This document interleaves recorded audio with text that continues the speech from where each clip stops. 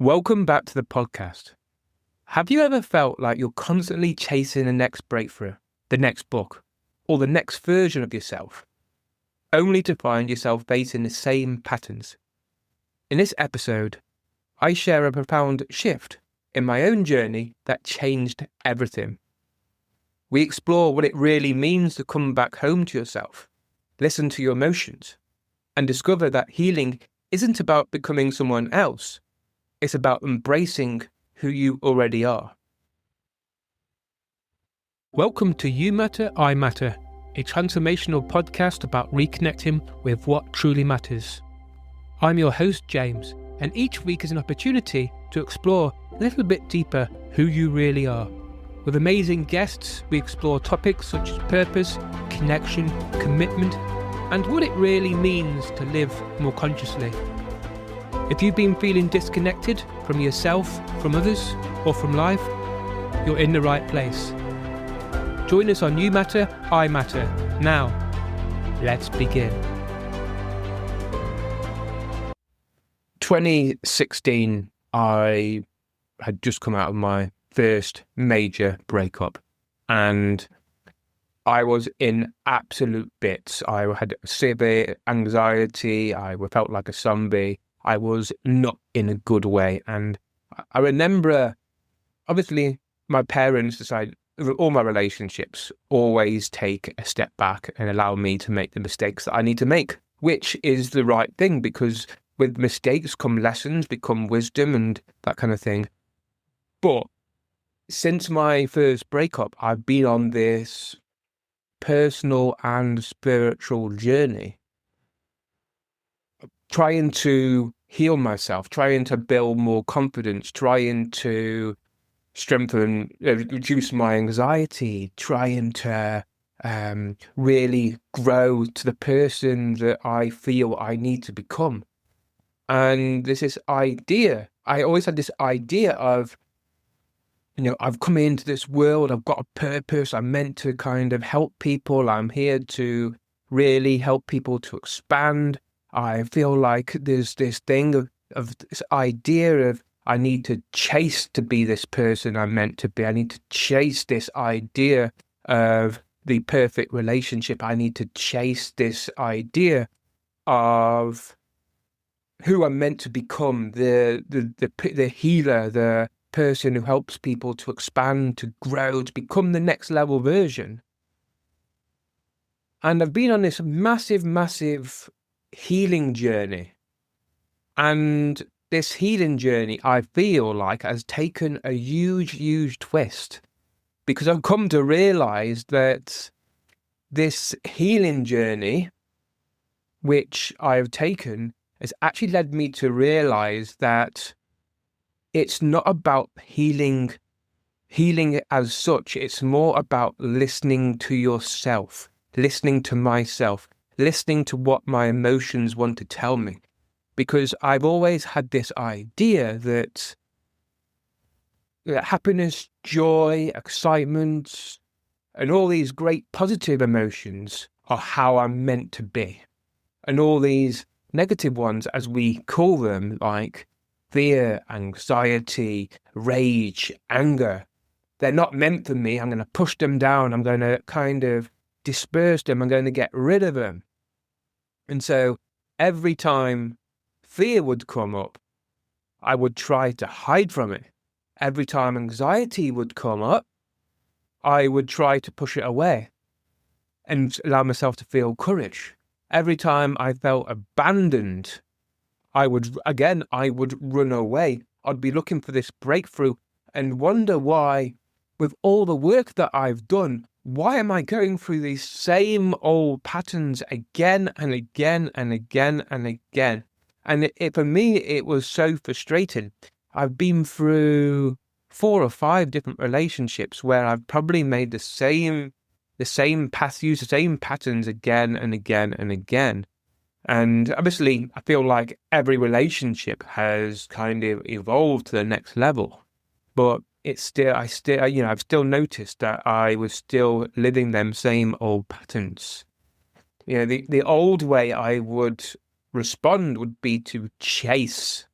I would chase to the next level version. I would chase to the next person. I would chase to the next book. I would chase to the next healing modality, or whatever you want to call it. I would chase the idea of happiness, joy, excitement, and I would try to become this next level version. And I say the word try. And so I'd read more books. I'd read, them kind of the people who read book after book after book with this idea of trying to find the answer, the perfect answer. I'd read one book, oh, that's great. I'll then read the next book, great. I'd then read the next book, great. But I'd never, ever really integrate what I've learned in that book. I would look for the courses. How do I heal myself?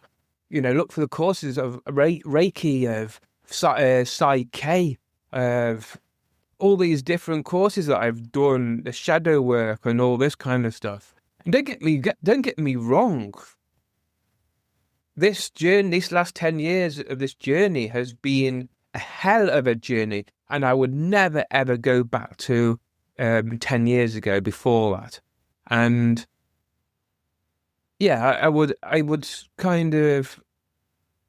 never ever go back. And there's this idea of I would look for more healing. I'd look for more personal development. I'll do the next book, the next course, the next healing, the next personal development. And you kind of get to the point where you are still occasionally living them same old patterns. And you're wondering why, with all the stuff that I've done, why am I still in that same position? Why aren't I abundant? Why don't I have the perfect girlfriend? Why don't I have the perfect job? But one thing I've come to realize is that it's not about chasing. It's not about chasing. It's not about chasing that perfect relationship or that job or that high. And I suppose it's only been this year where I've had this realization and this idea of coming back home. Wherever I'm feeling overwhelmed, wherever I'm feeling anxious or fearful or happiness, joyful, whatever it is, I always come back home to myself. Because as long as I come back home to myself, I feel this sense of peace, a sense of contentment, sense of realizing that whatever I was going through has its own wisdom, has its own way of thinking. And one question that I have continually asked myself over the last 2-3 months with great success is the question of what's alive in me now?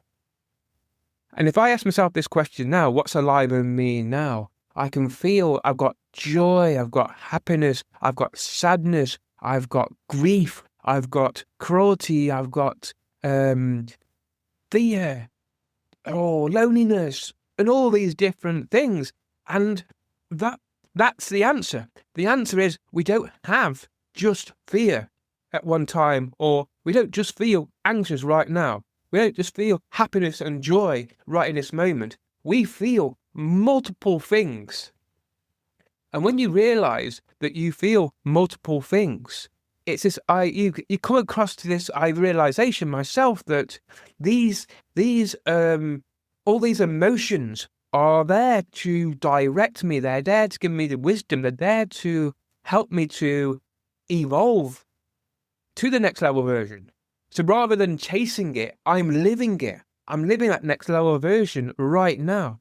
And right now, I can, the happiness is telling me to enjoy it right now. The fear is telling me kind of like, allow yourself to slow down, enjoy the present moment. The anxiousness is telling me to embrace what you see, this abundance, this level of colour, this exploration of who I am, this curiosity.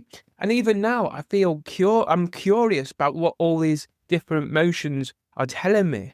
And, quite often when I allow myself to come back to myself, when I come into my body, when I become present, there's a level of me who just feels this joy, this sadness, this happiness, this creativity, this curiosity. And it allows me to, rather than analyze, I'm able to start to listen to what I actually need right now.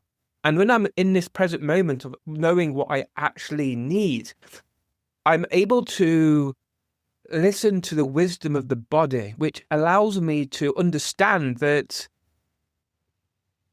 I am who I am right now. There is no past, there is no future. But if you come to this present moment, now is where you can change who you are. Now is where you can decide, how do I want to respond to this present moment?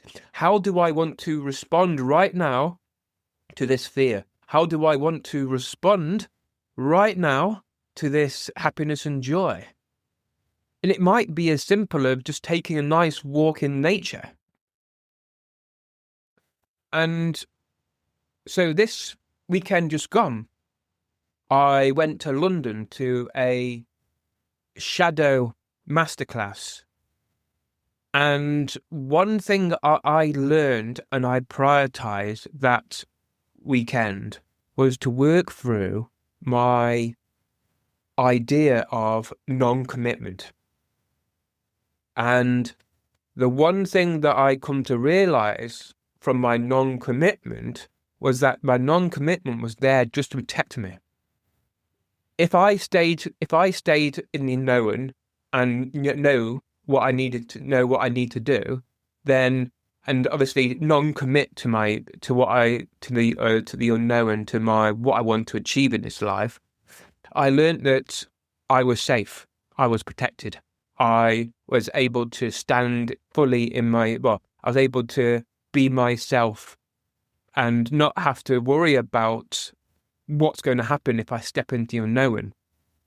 Whereas on the other end, you've got this part of me that wants to be committed to my path, to my growth, to my current purpose.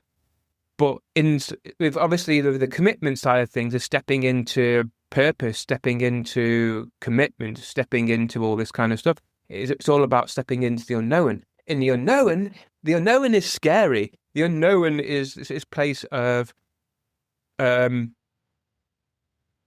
what could happen if I do start to step into my unknown and start to create something that I don't know what's the outcome of. And for myself, that is quite scary, because there's this idea that it might not be safe. I might not be protected. But if I allow myself to come back into my present moment when these kind of emotions come up, right now I'm recording this podcast episode. I don't know who's going to listen to it. I don't know how people are going to respond. I don't know where it's going to go in the world, whether people are going to use it for purposes other than helping people. I don't know. But right now, in this moment, recording this, I feel safe. I feel protected. Whereas when we allow ourselves to get too far into the future and too far into the unknown, we can start to feel unsafe because we aren't actually in our body. So a great example, I know I'm jumping from one thing to another thing, but I want to quickly clarify this. When we step into the unknown, we don't know what's going to happen. But if we allow ourselves to be in the unknown, but allow ourselves to also be in the body, we can create that safety inside ourselves to know that whatever happens, I'm safe. Wherever this goes, whether people use it for the good or for bad, I am safe. I am here. We have this idea of being this idea of the fear of being seen. And do you know something? As long as I come back to myself, I am safe. I am protected. And so, with that being said, one of the things I have learned throughout my journey and throughout what I've just spoke about is the idea of not abandoning myself. Don't abandon the part that's afraid.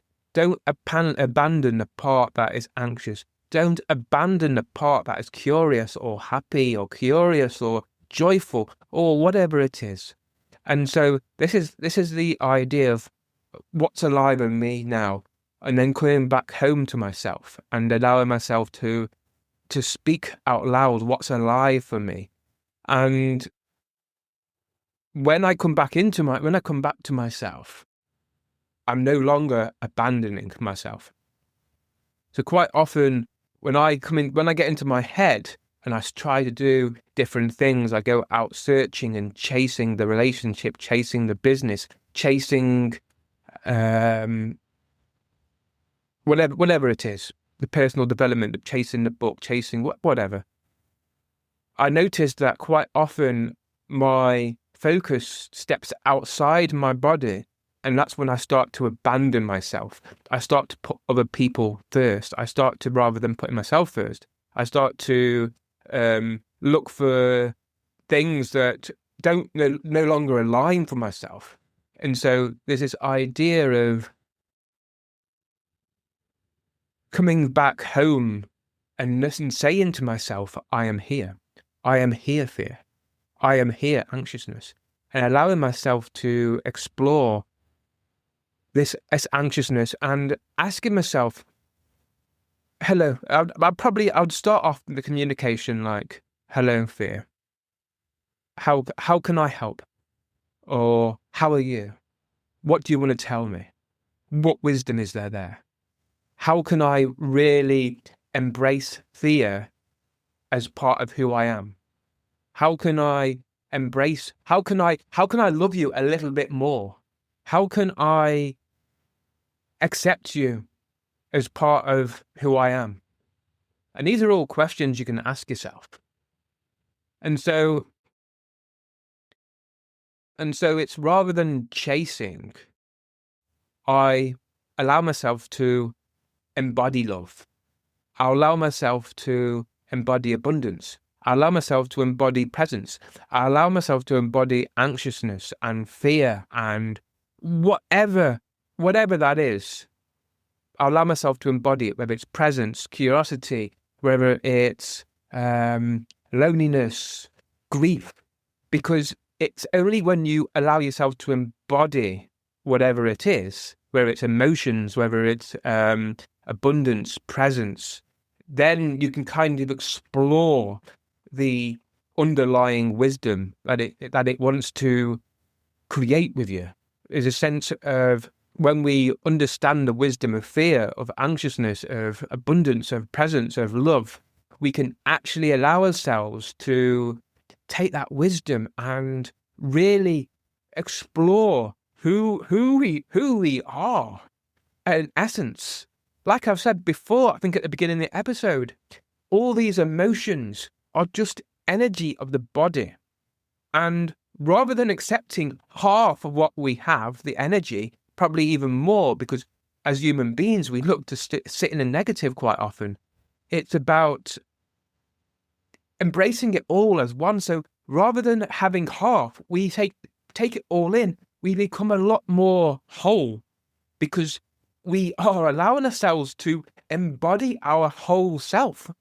Every part of who we are, whether it's, as I said, all them emotions. And that's the aliveness. The aliveness inside ourselves is accepting every part of ourselves and allowing ourselves to explore every part of who we are at a whole different level, and kind of taking each part and exploring on a deep level. What is it for me that allows myself to take this energy of fear, this energy of anxiousness, and to embrace every part of who we are? It's a truly incredible thing to do. And so when you ask the question, what's alive in me? And you allow yourself to start to explore what that is, whatever it is, I feel like it creates this aliveness inside ourselves. And one thing that I have personally come to realize is that when I allow myself to accept every part, I become a lot more fuller. I become a lot more alive. In fact, the way that I see it is that I internally see this internal tribe of every part of myself, and I see us all dancing around everything, every part of myself interacting, dancing around this fire, just going into this kind of frenzy, this kind of aliveness, this kind of presence within, and this is it. And it allows me to explore things and hobbies and ways of being in which that aliveness can be, can allow myself to be fully embodied. So like the idea of nature allows me to connect more fully with every part of myself. Dancing is another one. Quite often, depending on how I feel in the moment, I will allow myself to dance with joy or presence. I'll allow myself to dance with curiosity. I allow myself to dance with fear or anxiousness. And it's exploring, how does my body want to move? How does my body want to feel? And it allows me to fully embrace every part of me. And so I also want to end this episode really with what kind of a practice that you could do to every day to embrace this. And so I find that for me, it's not about fixing myself. It's about me asking myself, what's alive right now? Which part needs my love today is another good one. And from this place of exploring what's alive and what needs my love right now, I can start to live. I can start to be. I can start to allow myself to be in this state of presence where I'm able to discover, become curious of every part of who I am.